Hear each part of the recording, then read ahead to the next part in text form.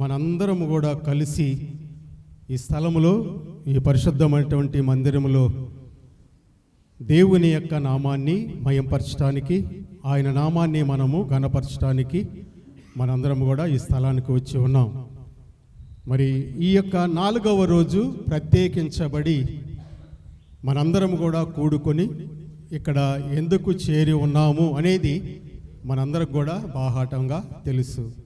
ఎందుకంటే గత 3 దినములు కూడా దేవుని యొక్క కృపను బట్టి దేవుడు తన యొక్క స్వాధీనములో సమస్తము కూడా ఉంచుకొని ఘనముగా ఈ యొక్క సంఘము ద్వారా పలు ప్రాంతాలలో ఆయన యొక్క మాటలు వినిపించటానికి, ఆయన మాటలు వినటానికి మరి దేవుడు ఆ 3 దినములు కూడా ఆయన స్వాధీనములో ఉంచుకొని ఆయన నామాన్ని మాత్రమే ఆయన మయంపరుచుకున్నాడు. హల్లెలూయా. మన యొక్క సంఘానికి ఆయన సమాధానము, సంతోషము, ఆనందము, ఆశీర్వాదాలు దేవుడు మనకిచ్చాడు. చూడండి, ఇక్కడ దేవుని యొక్క లేఖన భాగంలో ఒక వచనాన్ని మనం చదువుకుందాం. ఫిలిప్పీయులకు రాసినటువంటి పత్రిక 4వ అధ్యాయము 6వ వచనాన్ని మనము చదువుకుందాం. చదవండి. దేనిని గూర్చియు చింతపడకుడు గాని ప్రతి విషయములోను ప్రార్థన విజ్ఞాపముల చేత కృతజ్ఞతాపూర్వకముగా మీ విన్నపములను దేవునికి తెలియపరచుడి. ఆమేన్. స్తోత్రం నాయనా. పరిశుద్ధుడా, దయగల మా ప్రభువా, మీ పాదములకు వందనాలు, స్తోత్రాలు చెల్లించుకుంటున్నాం నాయనా. నైనా ఇదిగో మీ యొక్క పరిశుద్ధమైనటువంటి మందిరములో, మీ యొక్క నివాస స్థలములో ప్రభువా, మీ సన్నిధిలో మమ్మల్ని అందరినీ కూడా పిలుచుకొని మాకంటే ముందుగా మీరిక్కడ ఆసీనులై మాతో కూడా ప్రభువా మీరు కలిసి మాట్లాడటానికి, మాకు తెలియనటువంటివి తెలియపరచటానికి మీరు మాకు తోడుగా ఉంటూ నడిపిస్తూ ఉన్నందుకు కూడా మీకు వందనాలు, స్తోత్రాలు చెల్లించుకుంటూ ఉన్నాం. నైనా ఈ సమయమందు ఈ యొక్క ఆవరణము చుట్టూ కూడా మీ దేవదూతల కాపుదల ఉంచండి. మీకు అగ్నిని కంచిగా వేయండి ప్రభువా. అడ్డులు, ఆటంకాలు, ఏ సాతాను యొక్క క్రియలు పని చేయకుండా వాటిని బంధించండి. యేసయ్య నామములో వాటిని లయపరుస్తూ ఉన్నాం. మందిరములో మీ యొక్క ఆత్మను ఉంచండి. కూడి వచ్చిన ప్రతి బిడ్డ మీద మీ యొక్క ఆత్మలో నింపి అభిషేకించండి ప్రభువా. ఎన్నిక లేనటువంటి నన్ను ఒకసారి మీరు జ్ఞాపకం చేసుకోండి నైనా. మీ యొక్క పరిశుద్ధ స్థలములో నిలబడి ఉంటుండగా కేవలము నేనైతే వట్టి వాడిని ప్రభువా, కానీ మీరు ఇచ్చినటువంటి వాగ్దానం బట్టి నీవు నిలబడు, నీ ఇరుప్రక్కల నేను తోడుగా ఉంటానని చెప్పిన దేవా, ఈ సమయమందు నా ఇరుప్రక్కల మీరు తోడుగా ఉండి నాలో నుంచి నాయన నీ బిడలతో మీరు మాట్లాడి మీ నామానికి మహిమ, కూడి వచ్చినటువంటి బిడలందరికీ, ఈ యొక్క సంఘమునకును, ఈ యొక్క సంఘములో ముందుండి నడిపించేటువంటి బిడలకును, సేవకులకును మీ పరసంబంధమైన ఆశీర్వాదములతో నింపమని యేసయ్య నామములో అడిగి వేడుకొనుచున్నాము తండ్రి. ఆమేన్. హల్లెలూయా. గట్టిగా చెప్దాం, హల్లెలూయా, హల్లెలూయా. అలాగే చెప్పాలి మనం. మరి చిన్నగా మనం స్వరాలు ఇప్పితే మన మధ్యలో ఉన్న దేవుడు, మరి దేవుడు సంతోషంగా ఉండాలి కదా. మరి ప్రియ దేవుని యొక్క బిడ్డలారా, మరి మనము గత 3 రోజులకు ముందుగా ఒక మాసము నుంచి కూడా ఈ సంఘము కానీ, మరి మాకు తెలియపరిచినటువంటి మాలాంటి సేవకులు కానీ, ఈ సంఘములో ఏర్పాటు చేయబడినటువంటి ఈ యొక్క సువార్త ఆశీర్వాదపు పండుగలను గురించి మనం ప్రార్థనలో పెట్టాం. ముందుగానే ఒక మాసం నుంచి కూడా ప్రార్థనలో పెట్టుంటాం. ఎందుకంటే ఈ మే మాసంలో 26, 27, 27, 28, 29 మరి తారీఖుల్లో 3 దినములు సువార్త సభలు మరి ఈ సంఘము ద్వారా ఈ ప్రాంగణంలో జరుగుతాయని అందరికీ కూడా తెలుసు. మరి 13వ సంవత్సరమును మనము ఈ యొక్క సువార్త పండుగలను మనము జరుపుకున్నాం. దేవుడు ఆ గొప్ప ధన్యత, అవకాశాన్ని, సంఘానికి మనందరికి కూడా ఇచ్చాడు. అయితే ప్రియ దేవుని బిడ్డలారా, మనము ముందుగా జరగబోయే దాని కొరకు మనము దేవునికి ఏం చేశాం? ఏం చేశాం? ప్రార్థనలు చేశాం. హల్లెలూయా. ప్రార్థన ఎందుకు అని అంటే ప్రియ దేవుని బిడ్డలారా, ముందుగా జరగబోయే దాని గురించి, మనం ముందుగా చేయబోయేటువంటి దాని గురించి మనము ప్రార్థన చేస్తాం. ఎందుకంటే ఇది ఈ విధంగా చేయాలి అని మాత్రం మనకు తెలియదు, కానీ మనకు తెలియనటువంటి వాటిని మన స్థానములోకి వచ్చి యేసయ్య మనందరికీ కూడా తెలియపరిచాడు. హల్లెలూయా.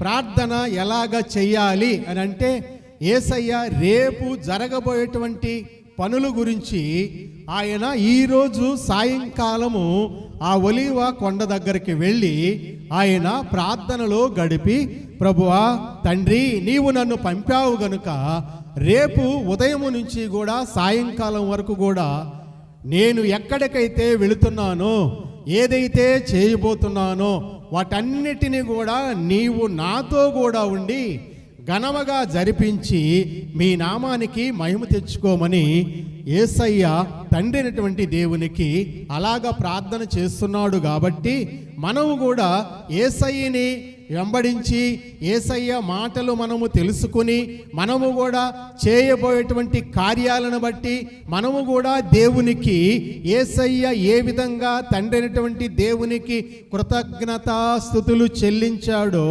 అదే విధంగా మనము కూడా తండ్రి అయినటువంటి దేవునికిని, మరి కుమారుడైనటువంటి యేసయ్యకును, మనతో ఉన్నటువంటి పరిశుద్ధాత్మ దేవునికిని మనము కూడా ఈ జరగబోయేటువంటి ప్రతి విషయములోనూ, చూడండి ఇక్కడ అంటున్నాడు, కొన్నిటిలో కాదు.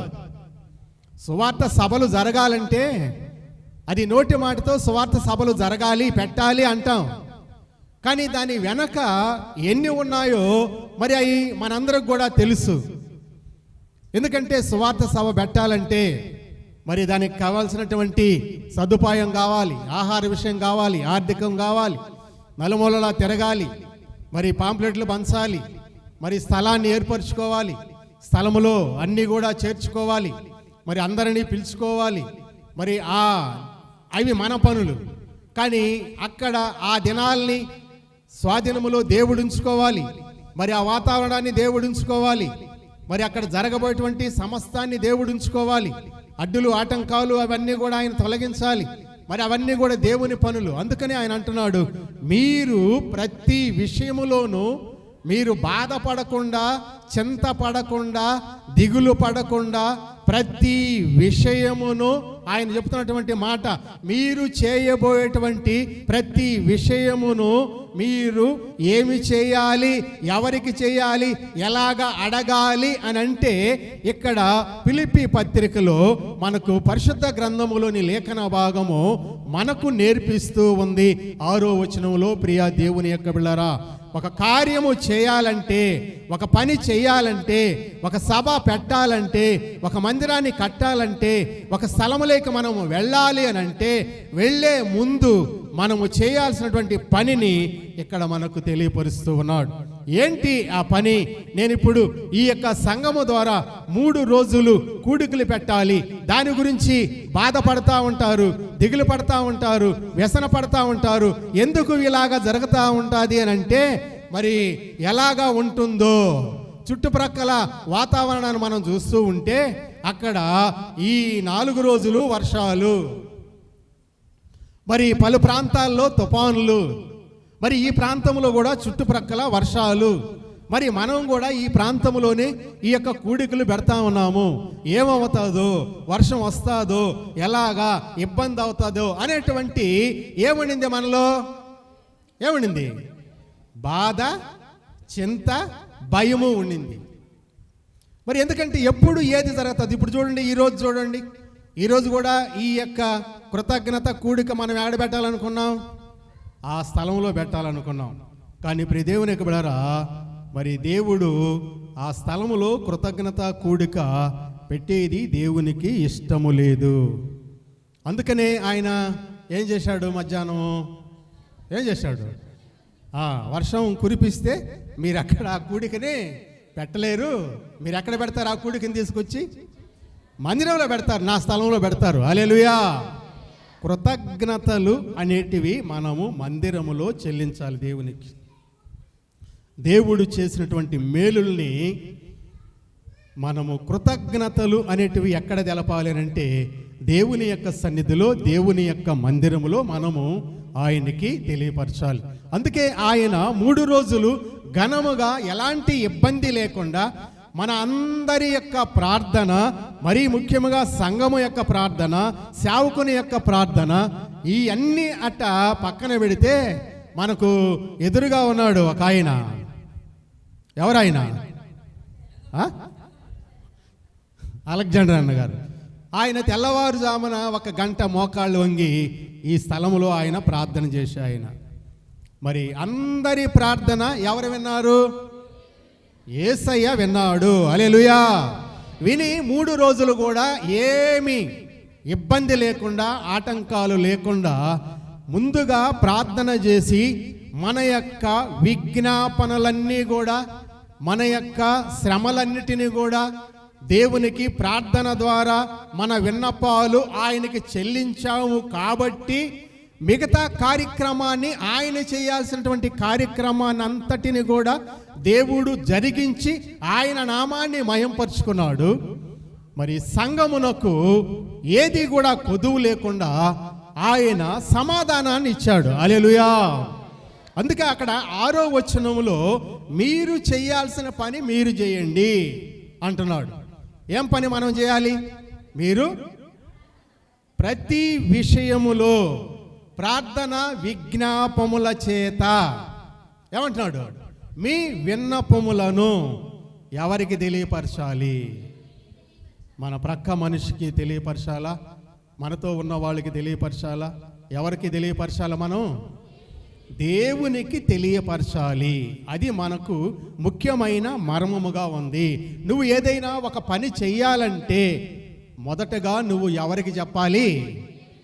నీ కార్యాన్ని అంతటిని కూడా దగ్గరుండి జరిగించేటువంటి నీ దేవునికి నువ్వు చెప్పాలి. అప్పుడు ఆయన పని ఆయన ఎత్తుకుంటాడు. 6వ వచనంలో మన పని దేవునికి అప్పచెప్పేశాం. 7వ వచనంలో దేవుని పని జరిగించాడు. హల్లెలూయా. 7వ వచనంలో ఏం చెప్తున్నాడు చూడండి. అప్పుడు, ఎప్పుడు? 6వ వచనంలో మనము ప్రార్థన చేసినప్పుడు, అప్పుడు దేవుని పని ఎత్తుకుంటాడు. అప్పుడు దేవుడు ఏం చేస్తున్నాడు? చదవండి. సమస్త జ్ఞానమునకు మించిన దేవుని సమాధానము, చూడండి, యేసు క్రీస్తు వలన మీ హృదయములకు, మీ తలంపులకును. చూసారా ప్రియ దేవుని యొక్క బిడ్డలారా, మనము మీరు చేసిన విజ్ఞాపన ప్రార్థనల కొరకు దేవుడు అంటున్నాడు, ఓ సంగమా భయపడద్దు. హల్లెలూయా. ఈ సభలను ఏర్పాటు చేసేటువంటి దైవ సేవకులారా మీరు భయపడద్దు. ఎందుకంటే మీ హృదయములో కలవరాన్ని నాకు చెప్పారు. నేను ఇప్పుడు ఆ కలవరాన్ని తీసివేస్తున్నాను. ఆ స్థానములో మీ యొక్క హృదయములో బాధనంతా కూడా నాకు తెలియపరిచారు. కాబట్టే మీ హృదయములకు ఇప్పుడు ఏం కలుగుతుంది? మీ హృదయములకు సమాధానము. అంటే ఆ మాటకి అర్థం ఏంటంటే సమస్తమైనటువంటి ఆశీర్వాదాలు కానీ, సమస్తమైనటువంటి సంతోషము కానీ, సమాధానము కానీ, ఆనందము కానీ, ఇంకా ఏ బాధ లేకుండా, చింత లేకుండా, దిగులు లేకుండా ఈ దినాలన్నీ కూడా సంతోషంగా దేవుడు మీ పక్షములో ఉండి జరిగించటానికి ఆయన అంటున్నాడు, మీ హృదయములకు బాధను తీసివేసి మీ యొక్క ఆ బాధ ఉన్నటువంటి స్థలములో నేనేం పెడుతున్నాను? సమాధానము ఇస్తున్నాను. హల్లెలూయా. ఆయన అంటున్నాడు, నా సమాధానాన్ని మీకు ఇస్తున్నాను అంటున్నాడు. యేసు ప్రభువు కూడా పునరుద్ధానుడు అయిన తర్వాత వాళ్ళు ఉన్నటువంటి స్థలములకి తన్ను తాను ప్రత్యక్షపరుచుకొని ఆయన చెప్పినటువంటి మాట ఏంటంటే, మీకు సమాధానము కలుగునుగాక అన్నాడు. ఎందుకంటే వాళ్ళని ధైర్యపరుస్తున్నాడు. మీరు భయపడాల్సిన అవసరం లేదు, మీకు సమాధానాన్ని నేను ఇస్తున్నాను అని చెప్పి యేసయ్య వాళ్ళని ధైర్యపరిచినట్టుగా, మరి ఈరోజు మన అందరినీ కూడా, సంఘమును కూడా దేవుడు ధైర్యపరుస్తూ ఉన్నాడు. మీ యొక్క హృదయముల్లో కలవరం వద్దు, మీ మనసుల్లో కలవరము దిగులు వద్దు. ఇదిగో మీకు మంచి జ్ఞానమును ఆలోచన ఇస్తాను, మీ హృదయాలకి సమాధానం ఇస్తాను. ఇదిగో నేను కాపలా ఉండి కాపాడతాను. హల్లెలూయా. ఎవరంట కాపలా ఉండింది మనకు మీటింగులకి? ఎవరంట మీటింగులకు కాపలా ఉండింది? యేసయ్య. అందరం గట్టిగా చెప్దాం హల్లెలూయా. ఇంకా గట్టిగా హల్లెలూయా.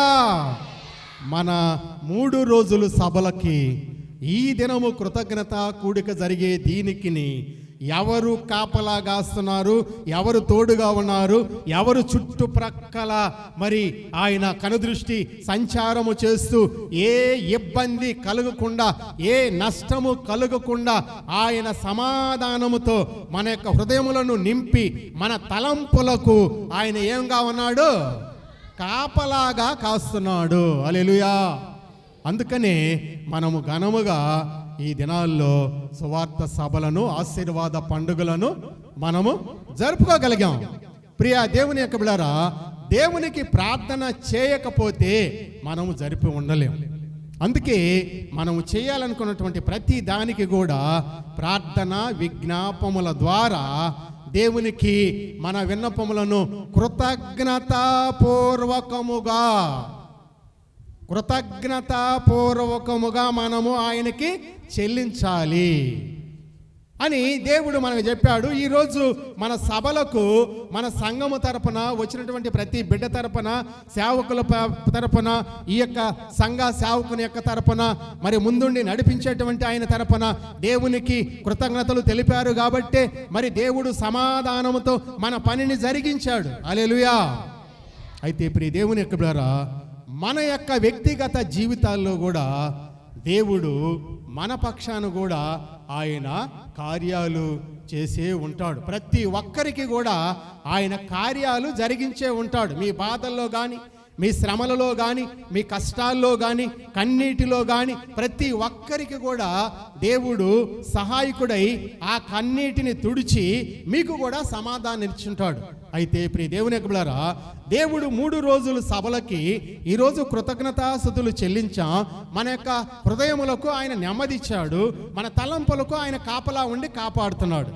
అయితే నీ జీవితంలో, నా జీవితంలో దేవుడు చేసినటువంటి మేలులను బట్టి నీవు కృతజ్ఞతాస్తుతులు చెల్లిస్తున్నావు ఒకసారి నువ్వు ఆలోచన చేయాలి. ప్రియ దేవుని యొక్క బిడ్డలారా, ఈరోజు దేవునికి నేను ఎలాగా కృతజ్ఞతలు తెలియపరచాలి?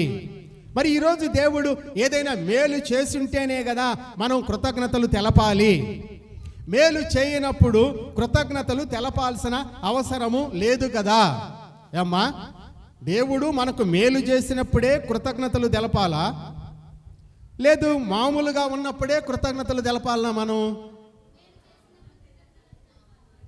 మేలు చేసినప్పుడు కృతజ్ఞతలు తెలపాలి, మిగిలినప్పుడు దేవునికి మనకు సంబంధం లేదని ఆగిపోవాలి. అవునా? ఎప్పుడు చెల్లించాలి మనం? దేవునికి ప్రతి దినము కూడా ప్రతి ఒక్కరు, అంటే సజీవులుగా ఉన్న ప్రతి ఒక్కరు కూడా దేవునికి కృతజ్ఞతాస్తుతులు చెల్లించాలి. హల్లెలూయా. ఎందుకు చెల్లించాలి ఈరోజు నేనంటే, దేవుడు నన్ను బ్రతికించి ఈ విధంగా ఆయన మందిరములోనికి నేర్చుకుని వచ్చి మీ ముందర నన్ను నిలబెట్టినందుకు నేనేం చేయాలి? దేవునికి కృతజ్ఞతలు చెల్లించాలి. ఎందుకంటే ఈరోజు ఆయన నాతో కూడా ఉండి ఈ నూతనమైనటువంటి ఒక దినాన్ని నాకు ఇచ్చి, ఈ దినములో నాకు ఆరోగ్యాన్ని ఇచ్చి, ఆయుష్ కాలాన్ని ఇచ్చి, ఇక్కడ ఈ విధంగా దేవుని సన్నిధిలో మరి మీతో కూడా కలుసుకునే ఈ గొప్ప భాగ్యాన్ని నాకు ఇచ్చాడు. కాబట్టి నేను ఇప్పుడు దేవునికి నా హృదయపూర్వకముగా నేనేం చెల్లించాలి? కృతజ్ఞత స్తుతులు చెల్లించాలి. మరి నీ జీవితంలో దేవుడు ఏం చేశాడు? నా జీవితంలో చేసేది నేను చెప్పాను. ఇప్పుడు ఈరోజు నీ జీవితంలో ఏం చేశాడు? మీరు ఇక్కడ కూర్చున్నటువంటి మీ అందరి జీవితాల్లో దేవుడు ఏం చేశాడు మీరు చెప్పాలి. ఇప్పుడు ఏం చేయలేదు. ఈరోజు ఈ దినాన్ని మీరే తెచ్చుకున్నారా? ఈ శుక్రవారం దినాన్ని మీరే తెచ్చుకున్నారా? శుక్రవారమా? ఈ శుక్రవారంలో నేను ప్రవేశం కావాలి అంటే శుక్రవారంలో నువ్వు ప్రవేశం అయ్యావా? నీకు ఆరోగ్యం కావాలంటే నీలో నుంచే నువ్వు తెచ్చుకున్నావా? ఈరోజు చూడటానికి ఆయుష్కాలం కావాలంటే నువ్వు ఆయుష్కాలాన్ని తెచ్చుకున్నావా? మరి ఎవరిచ్చారు? ఈరోజు ఎవరిచ్చారు? ఈ యొక్క ఆరోగ్యం ఎవరిచ్చారు? ఈ యొక్క ఆయుష్కాలాన్ని ఎవరిచ్చారు? ఈ సమయంలో నిన్ను తీసుకొచ్చి ఈ యొక్క మందిరంలో ఎవరు కూర్చోబెట్టారు? ఎవరు? చెప్పండి. అందరూ ఏమీ చెప్పలేరా? ఎవరు? దేవుడు. అందుకేం చేయాలి? మనము కృతజ్ఞత స్తుతులు చెల్లించాలి. హల్లెలూయా. అందుకనే ప్రియ దేవుని బిడ్డలారా, ఇప్పుడు మన సభలకు కృతజ్ఞతా స్తుతులు చెల్లించాం. మనకు వ్యక్తిగత జీవితాలలో ఈరోజు దేవుడు చేసిన మేలులను బట్టి కృతజ్ఞతాస్తుతులు చెల్లించాలి. అలాగే ఈ యొక్క పరిశుద్ధ గ్రంథములో ఎంతో మందికి దేవుడు ఎన్నో ఆశ్చర్యమైన కార్యాలు జరిగించాడు. మరి ఆశ్చర్యమైనటువంటి కార్యాలు జరిగించినప్పుడు ఇక్కడ ఒక ఆమెను మాత్రమే మీకు గుర్తు చేస్తాను, తర్వాత నేను ముగించేస్తాను. ఇక్కడ యోహాను సువార్త 20వ అధ్యాయంలో 15వ వచనంలో ఇక్కడ ఒక ఆమె మనకు కనబడతా ఉంది. అమ్మా, ఎందుకు ఏడ్చుచున్నావు? ఎవరిని వెతుకుచున్నావు? చాలు. చూసారా ప్రియ దేవుని యొక్క బిడ్డలారా, ఆమె ఎవరంటే మరి మిమ్మల్ని నేను అడగలే. ఎవరంటే ఆమె మగ్దలేనే మరియా. మరి దేవుడు ఆమెకి ఏం మేలు చేశాడు? ఆమె ఆడవటానికి, ఆమె ఎతకటానికి. ఒకసారి మీ అందరి జీవితాల్లో ఆలోచన చేయండి. ఆమెకి ఏడవటానికి కానీ, ఆమె వెతకటానికి కానీ దేవుడు ఆమె జీవితంలో ఏమి మేలు చేస్తే ఆమె తెల్లవారుజామున అక్కడికి వచ్చి వెతకుతుంది, అక్కడికి వచ్చి ఏడుస్తూ ఉంది? ఏం చేశాడు ఆమెకి? ఏం చేశాడు? 7 దయ్యముల చేత పీడించబడుతూ ఉన్నటువంటి సమయములో ఎవరు కూడా ఆమె దగ్గరికి వెళ్లకుండా, ఆమెలో ఉన్నటువంటి అపవిత్రాత్మలని బంధించకుండా, వాటిని దూరపరచకుండా అందరూ కూడా మౌనంగా ఉన్న సమయములో ఆమె అటు ఇటు తిరుగుతూ ఉన్నటువంటి సమయాన యేసయ్య ఆ స్థలములోకి వెళ్ళినప్పుడు, ఆమె యేసు ప్రభువుకి కనబడినప్పుడు యేసయ్య ఆమె దగ్గరికి వెళ్ళి ఆమెలో ఉన్నటువంటి అపవిత్రాత్మలు అంటే దయ్యములు ఎన్ని ఉన్నాయి ఆమెలో? 7 దయ్యములు ఆమెను బట్టి పీడిస్తున్నాయి. కాబట్టి యేసయ్య వెళ్ళి ఆ 7 దయ్యములను ఏం చేశాడు? వెళ్ళగొట్టాడు. హల్లెలూయా. వెళ్ళగొట్టాడు. ఇప్పుడు ఆమె నాలో ఉన్న బలహీనత తీసేశాడు కాబట్టి ఇక యేసయ్యకి నాకు సంబంధము లేదు అనుకొని ఆమె దాన్ని ఆమె వెళ్ళొచ్చు. ఎందుకంటే ఇప్పుడు బాగుపడిపోయింది. ఒకప్పుడు బాగలేని స్థితిలో ఉంది. కానీ యేసయ్య దగ్గరికి వచ్చినప్పుడు యేసయ్య ఆమె జీవితానికి ఒక గొప్ప మార్పును కలిగించాడు. ఆమె జీవితానికి నెమ్మది ఇచ్చాడు. ఆమె జీవితానికి ఇప్పుడు సమాధానం ఇచ్చాడు. అంతకుముందు అయితే అలాగా తిరుగుతూ ఉండింది. ఈ 7 దయ్యాలు ఎక్కడికి వెళ్ళాలంటే ఈమెను తీసుకొని వెళ్తా ఉన్నాయి. అదిగో మనం అక్కడికి వెళ్ళాలి అని ఒక దయ్యం అంటే అక్కడికి వెళ్ళేది, అక్కడి నుంచి ఇంకో దగ్గర ఇలాగ తిప్పుతా ఉన్నాయి. కానీ యేసయ్య దగ్గరికి వచ్చిన తర్వాత ఈమెలో ఉన్న బలహీనత వెళ్ళిపోయి ఈమెకి ఇప్పుడు సమాధానము కలిగింది. హల్లెలూయా.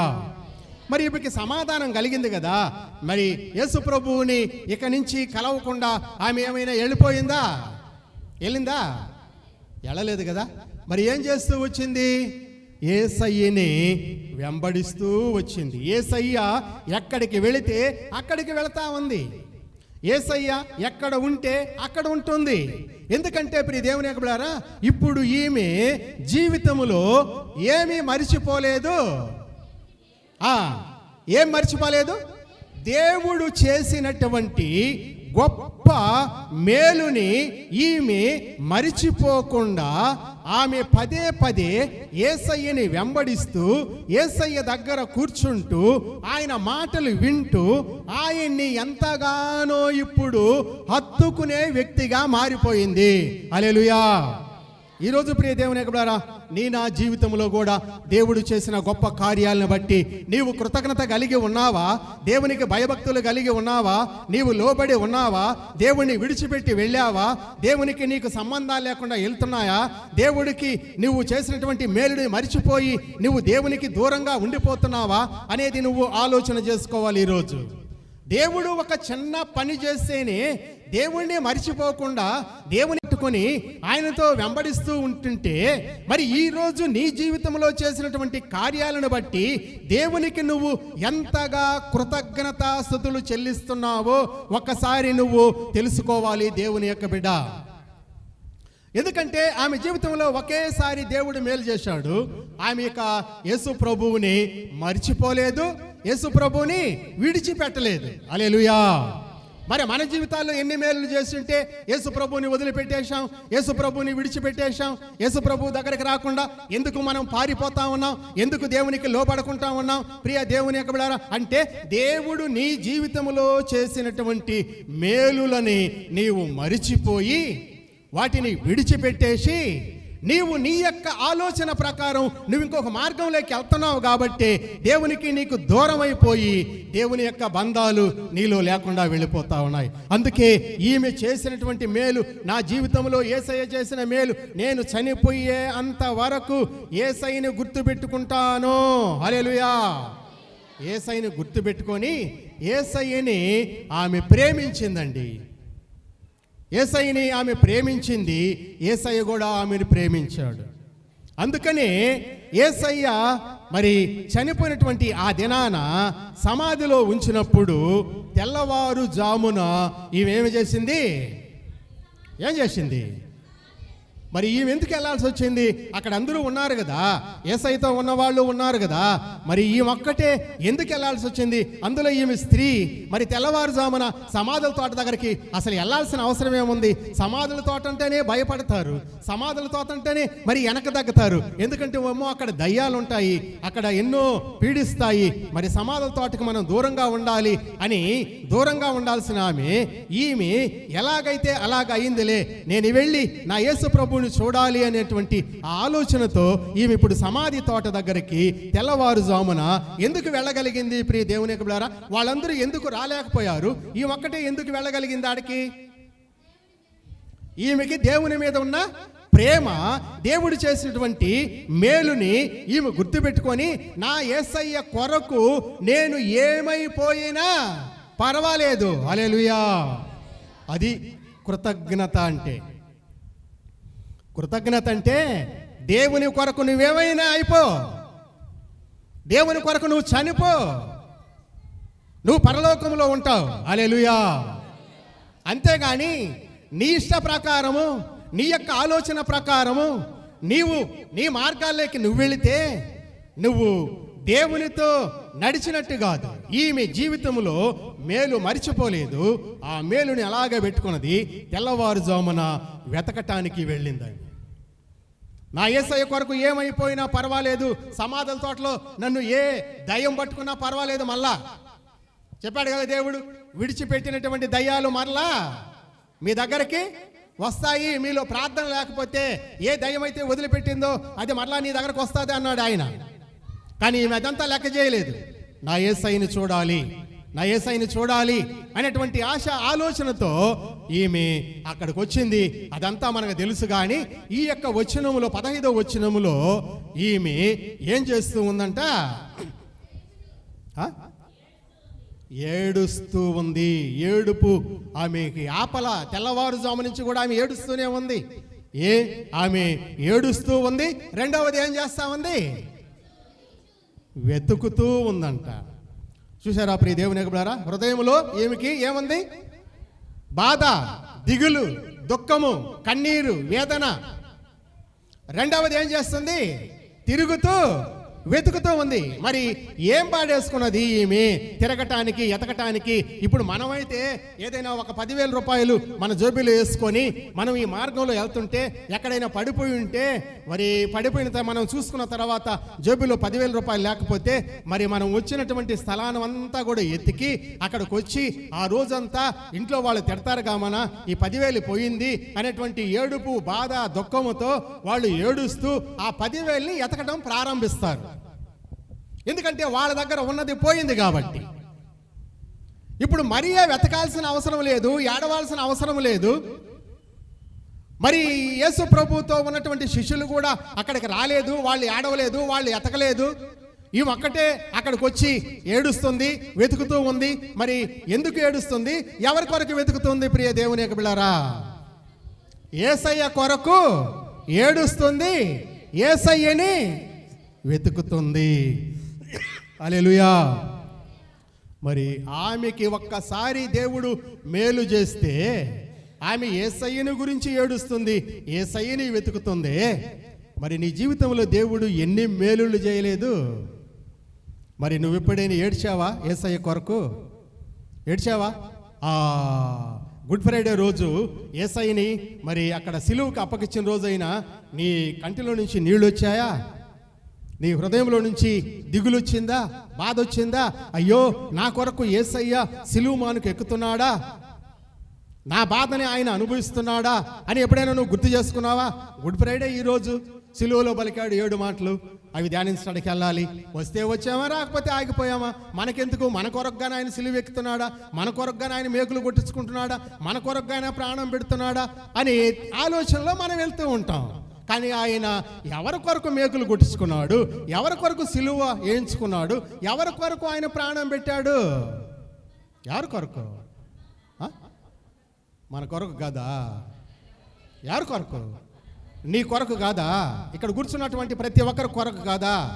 చెప్పండి, మీ కొరకు ఆయన ప్రాణం పెట్టాడా లేదా? ఏం కొంతమంది చెప్తున్నారు, మీరంతా ఈ భాగంలో ఉన్న వాళ్ళు ఎవరు కూడా నోరు విప్పటం లేదేమే? నాటైతే మీ కొరకు ప్రాణం పెట్టలేదా? అలాగే, సరే. మరి ఇప్పుడు చెప్పండి, మనందరి కొరకు ప్రాణం పెట్టాడా? పెట్టాడు కదా. గుడ్ ఫ్రైడే రోజు మరి మందిరాలకు వచ్చే వాళ్ళందరూ కూడా అయ్యో ఈ రోజు దేవుడు నా కొరకు చనిపోయిన రోజు అని నువ్వు ఎప్పుడైనా హృదయంలో బాధతో, దిగులుతో, దుఃఖంతో, కన్నీటితో ఎప్పుడైనా నువ్వు గుర్తు చేసుకొని ఆ గుడ్ ఫ్రైడే రోజు ఎప్పుడైనా ఆ మధ్యాహ్నం 3 గంటల దాకా మందిరంలో కూర్చున్నావా? ఎందుకంటే ఆయన ఇప్పుడు నీ పట్ల ఏం మేలు చేయలే. నీకు ఏదైనా మేలు చేసి నీకేదైనా ఆయన ఒక బంగళా కానీ ఒక అపార్ట్మెంట్ కానీ నీకు ఇచ్చేస్తే, ఓ దేవుడు నాకు ఇది ఇచ్చేశాడు అందుకని నేను దేవుడిని ప్రార్థన చేయాలంటావు. కానీ నీకు తెలియని రీతిగా నీ కొరకు ఆయన సిలువలో ప్రాణం పెడుతుంటే ఆయన ఎవరి కొరకు చనిపోతున్నాడు, ఆయన ఎందుకు సిలువ ఎక్కుతున్నాడు, ఆయన ఎందుకు ఇలాగ మాట్లాడుతున్నాడు అనే ఆలోచన మనకు లేకుండా, మనము బాధ లేకుండా, చింత లేకుండా మనపాటికి మనము ఆయనకి నాకు సంబంధాలు లేవయ్యా, ఆయన సిలువ మరణం పొందాడు, నాకెందుకు ఆయన పొందాడు, నాకేమీ బాధ లేదు, నాకేమీ ఇబ్బంది లేదు, నా కొరకుగానే యేసయ్య చనిపోయాడా? ఏమమ్మా, యేసయ్య మన కొరకు చనిపోయాడా? చనిపోయాడండి. హల్లెలూయా. మన అందరి కొరకు యేసయ్య చనిపోయాడు. అయితే మనందరి కొరకు ప్రాణం పెట్టాడు కదా యేసయ్య. మరి మనందరం కూడా యేసయ్యని జ్ఞాపకంలో ఉంచుకోవాలా వద్దా? వద్దా? ఉంచుకోవాలి కదా. ఉంచుకొని ఉన్నావా? ఉంచుకోవాలన్నావా? తీసి పక్కన పెట్టేస్తున్నావా? ఉంచుకున్న వాళ్ళు ఏం చేస్తారు? యేసయ్యని, మగ్దలేనే మరియ యేసయ్యని ఉంచుకున్నది, చనిపోయిన తర్వాత కూడా అదే ప్రేమ ఆమెలో ఉంచుకొని ఈరోజు తెల్లవారుజామున సమాధుల తోట దగ్గరికి వెళ్ళి ఏం చేస్తుంది ఆమె?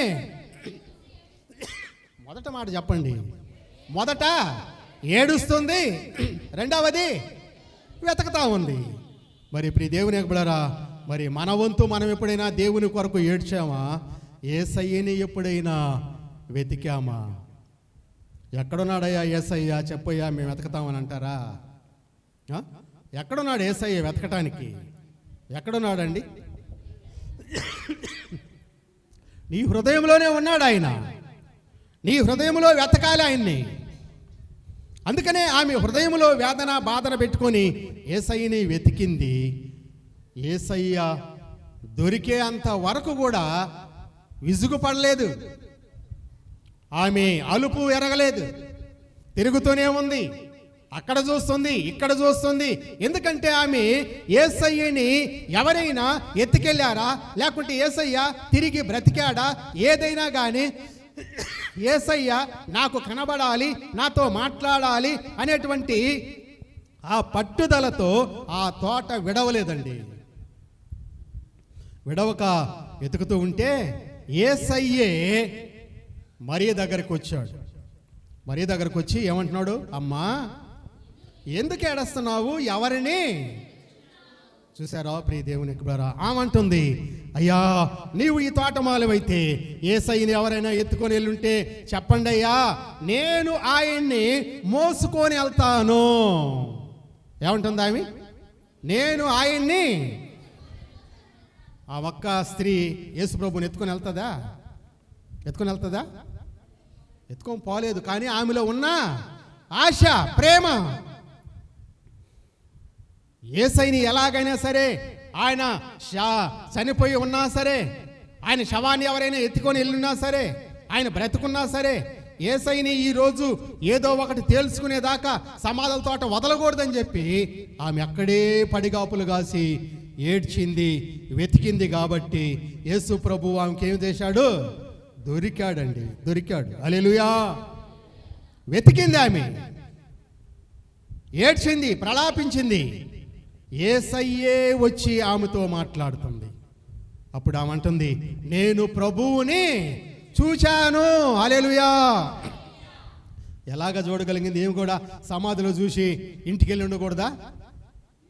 మరి ఆమెలో ఆశ ఏంటి? ఎలాగైనా సరే నేను యేసయ్యని చూడాలి, ఒకవేళ బ్రతికి ఉంటే ఆయనతో మాట్లాడాలి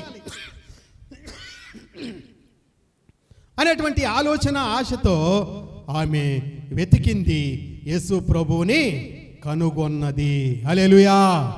మరి నీ జీవితంలో ఇప్పుడు యేసు ప్రభువుని ఎంతగా వెతుకుతున్నావు? నువ్వెంతగా కనుక్కుంటున్నావు ప్రియ దేవుని యొక్క బిడ్డ? ఈరోజు రాత్రి గతించిపోయింది, రేపు ఉదయం వచ్చింది, రేపు పొగలంతా గడిచిపోతుంది, మళ్ళీ రాత్రి సాయంకాలం అన్నం తింటాం, నిద్రపోతాం, మళ్ళా రేపు ఉదయకాలంలో ప్రవేశపెడతాం. ఇలాగే ఈ విధంగానే మనం గడిపేస్తున్నామా? లేకపోతే యేసయ్యని నీ జీవితంలో చేసినటువంటి మేలులను బట్టి, కార్యాలను బట్టి నీ హృదయములో యేసు ప్రభువుని వెతుకుతున్నావా? యేసు ప్రభువుకు తిరుగుతున్నావా? ప్రియ దేవుని యొక్క బిడ్డలారా, ఒక ప్రశ్న వేసుకోవాలి. అసలు యేసయ్య కొరకు నేనేమి చేస్తున్నాను అనే ఒక ప్రశ్న వేసుకోండి, జవాబు మీకు వస్తుంది. మగ్దలేనే మరియని ఒకసారి జ్ఞాపకం చేసుకోండి. ఆమె జీవితంలో ఎప్పుడో దయ్యాలు వెళ్ళగొట్టాడు, అంతే, ఇకనేమి చేయలే. అప్పటి నుంచి ఆమె యేసు ప్రభువుని ఏం చేయలేదు? విడిచిపెట్టలేదు. హల్లెలూయా. మరి మనం ఎన్నిసార్లు వదిలిపెట్టేసినాం దేవుణ్ణి? ఎన్నిసార్లు మందిరానికి రాకుండా ఆగిపోయినాం? మన జీవితంలో ఏదైనా జరిగితే చాలు, మందిరం లేదు, యేసయ్య లేదు, బైబిల్ లేదు, మన పాటికి మన ఇష్టంగా మనమే ఉండాలి. మరి ఎప్పుడు ప్రియ దేవుని యొక్క బిడ్డలారా, నీ జీవితంలో యేసు ప్రభుని వెతకటానికి మొదలు పెడతావు? నీ జీవితంలో యేసయ్యని కనుగొనటానికి మొదలు పెడతావు? నీ జీవితంలో సమాధానాన్ని ఎప్పుడు తెచ్చుకుంటావు? నీ యొక్క హృదయముకు, నీ యొక్క తలంపులకు యేసు ప్రభు కాపలా కాయటానికి ఎప్పుడు ఆయన పాదాల దగ్గరకు వస్తావు? ఈరోజే సమయము, ఇదే సమయము ప్రియ దేవుని యొక్క బిడ్డలారా. ఒకవేళ మనము యేసు ప్రభువుకి దూరంగా ఉంటే ఈ రాత్రి కాలంలోనే, ఓ ప్రభువా నేను నీలో నుంచి తప్పిపోయాను, మరలా నీ పాదముల దగ్గర నన్ను చేర్చుకో ప్రభువా అని నువ్వు యేసు ప్రభువుని కన్నీటితో అడుగు. ఈ రాత్రి దేవుడు ఒకవేళ నీ మీద దయదలిచి నిన్ను క్షమించి ఆయన మరలా ఆయన పాదముల దగ్గరికి నిన్ను పిలుచుకుంటాడేమో ప్రియ దేవుని యొక్క బిడ్డలారా. అందుకనే ఇక్కడ మనము చేసినటువంటి మేలులకి మరియా అక్కడ యేసు ప్రభువుని చూడగలిగింది, యేసు ప్రభుతో మాట్లాడగలిగింది. మరి మనకు గత 3 రోజులు కూడా దేవుడు ఇక్కడ ఎంతో మేలు, గొప్ప ఘనకార్యం ఇది. హల్లెలూయా. చుట్టుప్రక్కల వర్షాలు కానీ మన ప్రాంతంలో దేవుడు గొప్ప ఘనమైన కార్యాన్ని జరిగించాడు. కాబట్టే ఈ దినము మనందరము కూడా ఈ సంఘముతో పాలు పంపులు పొంది దేవునికి మనందరము కూడా ఏం చెల్లిస్తున్నాము? కృతజ్ఞతాపూర్వకముగా మన విన్నపములన్నీ కూడా దేవునికి చెల్లిస్తూ ఉన్నాం. ప్రియ దేవునికి బిడ్డలారా, అలాగా మన జీవితాల్లో చేసినటువంటి మేలును బట్టి, చేయబోయేటువంటి మేలును బట్టి మనం దేవునిలో నడవాలని మీ అందరికి కూడా మరొకసారి తెలియపరుస్తూ నేను ఈ వాక్యాన్ని ముగిస్తున్నాను. దేవుడు ఈ వాక్యమును దీవించి ఆశీర్వదించి మనందరి హృదయములో నింపి కడవరి దినం వరకు కాపాడి నడిపించును గాక. ఆమేన్. హల్లెలూయా, హల్లెలూయా, హల్లెలూయా. దేవునికి స్తోత్రాలు. మరి సమయాన్ని సేవకునికి అప్పచెప్పేద్దాం.